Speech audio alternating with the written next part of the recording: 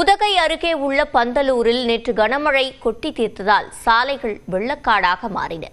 தமிழ்நாட்டில் இன்று மிதமான மழைக்கு வாய்ப்பிருப்பதாக வானிலை ஆய்வு மையம் தெரிவித்துள்ளது.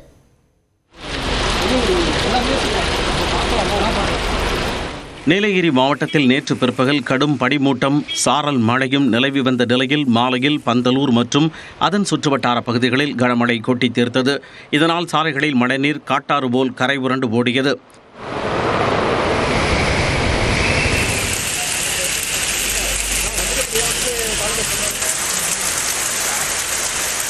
மேலும் குடியிருப்பு பகுதிகள் மற்றும் விளை நிலங்களிலும் தண்ணீர் தேங்கியது.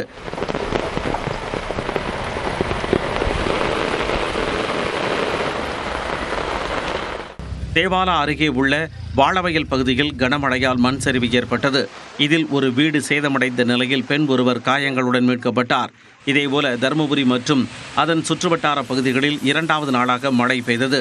ஆட்டுக்காரன்பட்டி, நல்லம்பள்ளி, அதியமான் கோட்டை, ஓட்டப்பட்டி, இலக்கியம்பட்டி உள்ளிட்ட பகுதிகளில் தொடர்ந்து மிதமான மழை பெய்து குளிர்ச்சியை கூட்டியதால் பொதுமக்கள் மகிழ்ச்சியடைந்தனர். கோவை மாநகரில் காந்திபுரம், 100 அடி சாலை, Sivananda colony, Rathinapuri, race course, Gopalapuram, Ramanathapuram உள்ளிட்ட பகுதிகளில் பரவலாக மழை பெய்தது. புறநகரான மேட்டுப்பாளையம், காரமடை, சிறுமுகை, நரசிம்மநாயக்கன் பாளையம், துடியலூர் உள்ளிட்ட பகுதிகளிலும் மழையால் குளிர்ச்சியான சூழல் நிலவியது. இந்நிலையில் தென்னிந்திய பகுதிகளின் மேல் ஒரு வளிமண்டல மேலடுக்கு சுழற்சி நிலவுவதால் இன்று தமிழ்நாட்டில் ஓரிரு இடங்களிலும் புதுச்சேரி மற்றும் காரைக்காலில் லேசானது முதல் மிதமான மழை பெய்யக்கூடும் என்று சென்னை வானிலை ஆய்வு மையம் தெரிவித்துள்ளது. தொடர்ந்து செப்டம்பர் 3ஆம் தேதி வரை இதே நிலை தொடரும் என்றும் அதிகபட்ச வெப்பநிலை இயல்பை விட 3 டிகிரி செல்சியஸ் அதிகமாக இருக்கக்கூடும் என்றும் கணிக்கப்பட்டுள்ளது.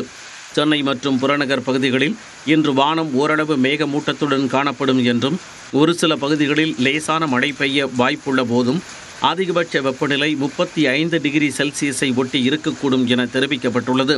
தென் தமிழக கடலோர பகுதிகள், மன்னார் வளைகுடா, குமரிக்கடல், வடக்கு தெற்கு ஆந்திர கடலோரம், வங்கக்கடல் பகுதிகள், மத்திய மேற்கு அரபிக்கடல் பகுதிகளில் சூறாவளி காற்று வீசக்கூடும் என்று மீனவர்களுக்கு அறிவுறுத்தப்பட்டுள்ளது.